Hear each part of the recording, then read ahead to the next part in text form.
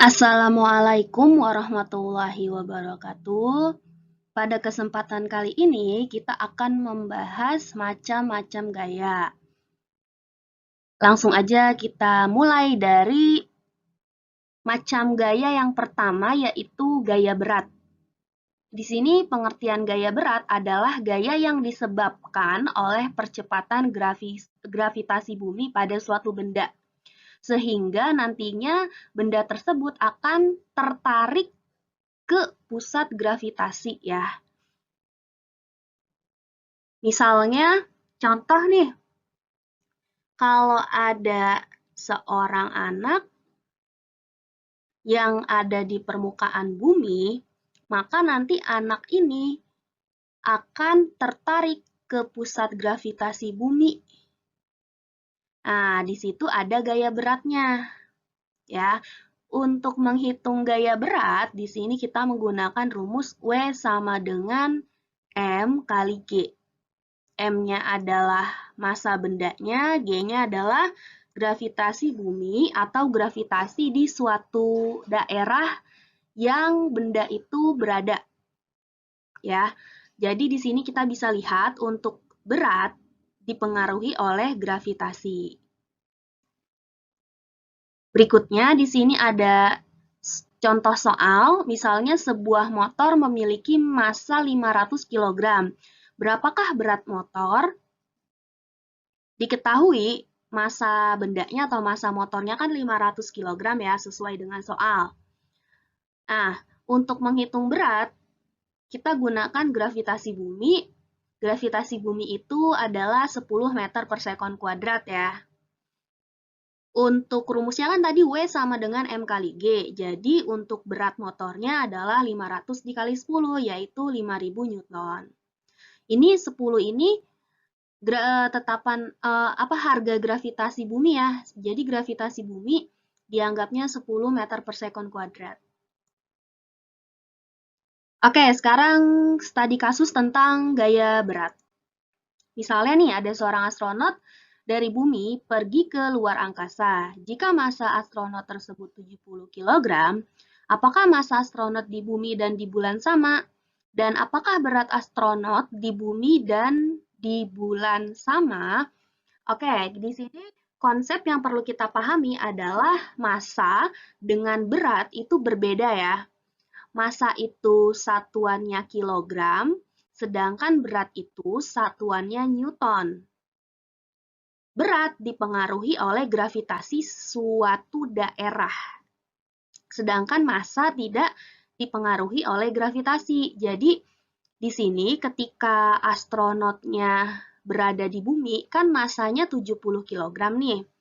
Ketika astronotnya sudah berada di bulan, maka massanya akan tetap sama, yaitu 70 kg. Ya, jadi untuk massa tidak ada perubahan. Artinya tetap sama di bumi dan di bulan massanya tetap 70 kg. Nah, untuk menjawab pertanyaan yang berat astronot di bumi dan di bulan apakah sama, coba kita cek ya, di sini ada bumi dan ada bulan. Tadi di awal sudah dibilang kalau berat suatu benda itu kan dipengaruhi oleh gravitasi. Kalau kita cek gravitasi bumi itu nilainya, ada yang tahu berapa? 9,8 sekian-sekian ya, atau kita biasanya membulatkan gravitasinya menjadi 10 meter per sekon kuadrat. Jadi biasanya kan kita pakainya 10 meter per sekon kuadrat, itu sebenarnya hasil angkanya itu 9, sekian-sekian gitu. Untuk bulan itu gravitasi di daerah bulan ini dia lebih kecil daripada bumi, yaitu 1,6 sekian-sekian-sekian. Kalau dilihat, gravitasi bumi dan bulan itu berbeda nih di sini. Sedangkan pada konsep berat itu kan berat dipengaruhi oleh gravitasi. Makanya ketika bulan dan bumi punya gravitasi yang berbeda, maka astronot ketika berada di bumi dan ketika berada di bulan akan memiliki berat yang berbeda. Itulah mengapa kalau kalian pernah lihat tontonan atau dengar gitu ya, kalau astronot di luar angkasa itu dia bisa melayang, ya karena gravitasinya beda dengan saat di bumi. Kalau di bumi cukup kuat untuk menarik astronot tersebut sehingga astronotnya dia menepak ya, dia bisa misalnya nih astronot, dia bisa menepak, bisa berjalan di permukaan tanah. Tapi kalau misalnya di luar angkasa atau di bulan, itu kan gravitasinya sangat kecil ya, sehingga gravitasi di luar angkasa atau di bulan nanti, dia tidak cukup untuk menarik benda-benda. Nah, kalau tidak cukup untuk menarik benda-benda, ya berarti benda-bendanya bisa melayang, gitu. Oke, sudah terjawab ya untuk pertanyaan beratnya apakah sama atau tidak.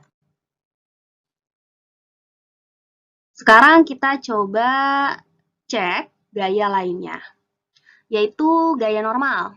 Nah, gaya normal adalah gaya kontak yang bekerja dengan arah tegak lurus terhadap bidang permukaan. Untuk gaya normal sendiri, dia arahnya selalu tegak lurus terhadap bidang permukaan ya. Jadi contoh nih, misalnya di sini ada balok dan ini permukaannya, maka gaya normal tegak lurus terhadap permukaan yaitu berarti ke atas ya di sini. Dan untuk gaya berat yang sebelumnya kita bahas, itu arahnya kan selalu menuju gravitasi bumi atau menuju gravitasi suatu daerah. Gravitasi itu kan letaknya ada di pusat di bawah, makanya ini gaya berat itu selalu menunjuk ke bawah. Contoh nih, misalnya ada seorang ninja Konoha Naruto misalnya nih lagi berdiri di suatu permukaan. Nah, berarti gaya normalnya kemana nih? Tegak lurus terhadap permukaan. Nah, ini kan permukaannya nih, berarti tegak lurusnya ke atas. Untuk gaya normal yang dialaminya berarti ke bawah. Ini gaya normal dan gaya berat ketika Naruto berdiri di suatu permukaan ya. Berikutnya, AC. Gaya normalnya tegak lurus terhadap permukaan berarti ke depan ya ini, ke depan. Karena ini si AC-nya ini kan menempel di dinding. Menempel di dinding berarti kalau kita gambarkan permukaannya itu ini. Ya, kurang lurus kayaknya, bentar.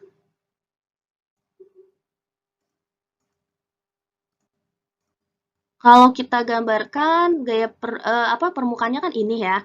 Berarti ini adalah dinding nih, dinding yang ini. Maka tegak lurus gaya normalnya adalah ke depan. Ya.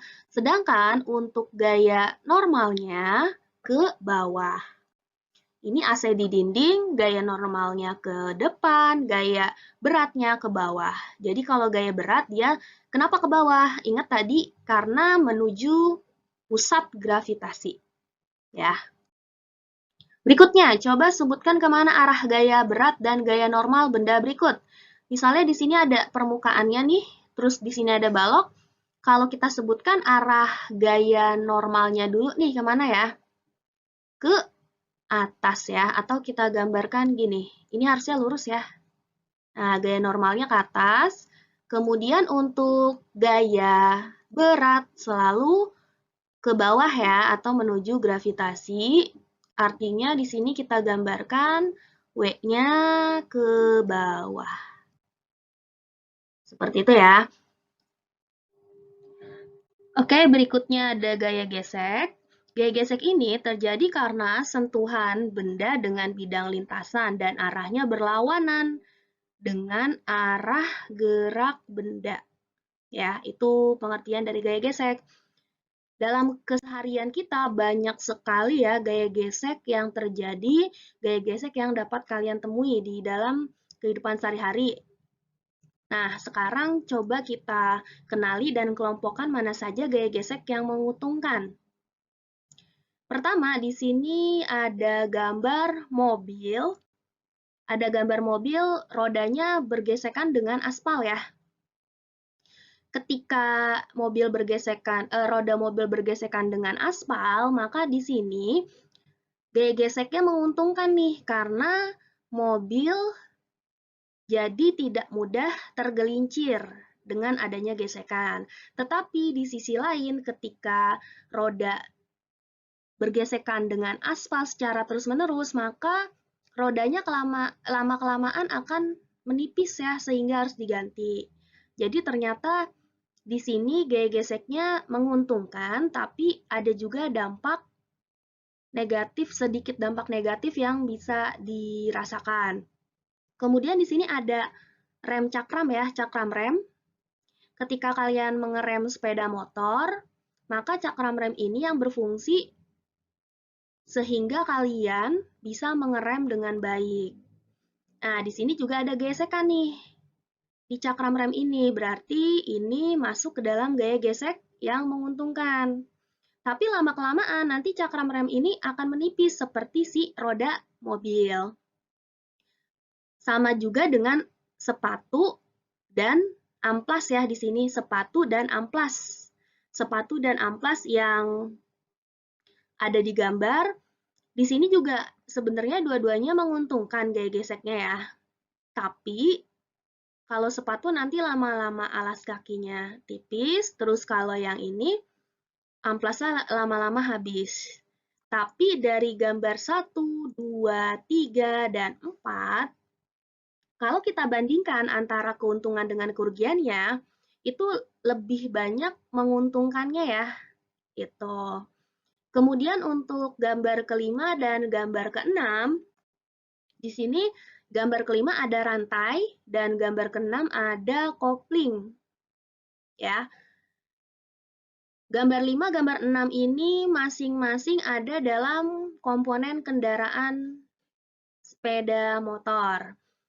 Baik rantai ataupun kopling, dia ada gaya gesek yang bekerja sehingga sepeda motor bisa bekerja dengan baik nih. Ya, jadi di sini gaya geseknya menguntungkan. Kalaupun ada dampak negatifnya, itu karena rantai maupun koplingnya bekerja terus-menerus sehingga menimbulkan sedikit masalah ya, karena sudah saatnya diganti. Seperti itu. Oke, sekarang setelah kita tahu gaya gesek yang ada dalam kehidupan sehari-hari, kita pisahkan gaya gesek menjadi dua, yaitu gaya gesek statis dan gaya gesek kinetis. Statis ketika bendanya diam ya, gaya gesek yang ada yang terjadi ketika bendanya diam atau baru mau bergerak.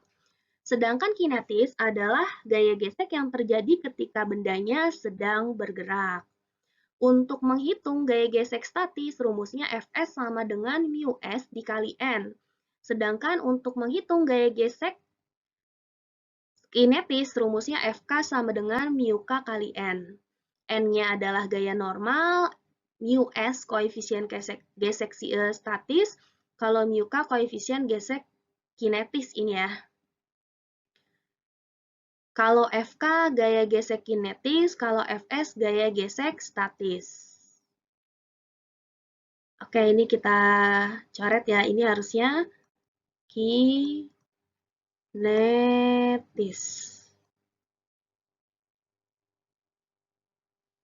Kita coba untuk soal. Sebuah balok es memiliki gaya normal 200 Newton, tidak bergerak di atas lantai dasar. Koefisien gesekan statis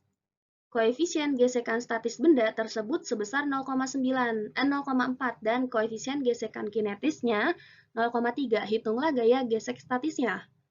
Kalau kita cek di sini ya, karena balok esnya berada di lantai dan tidak bergerak, maka gaya geseknya yaitu Fs sama dengan mu S dikali dengan N. Coba kita cek di sini mu S-nya sebesar 0,4 ya, kita tulis 0,4 dikali N normalnya 200. Oke, di sini cara ngalinya 0,4. 0 ini kita coret dengan 0 ini ya, 0, dicoret dengan 0 ini berarti sekarang jadi tinggal 4 dikali 20. 4 dikali 20 hasilnya adalah 80 Newton. Nah, begitu ya. Jadi gaya gesek statisnya 80 Newton. Oke, sampai sini materi macam-macam gayanya. Jika ada pertanyaan atau kurang jelas bisa ditanyakan. Terima kasih. Wassalamualaikum warahmatullahi wabarakatuh.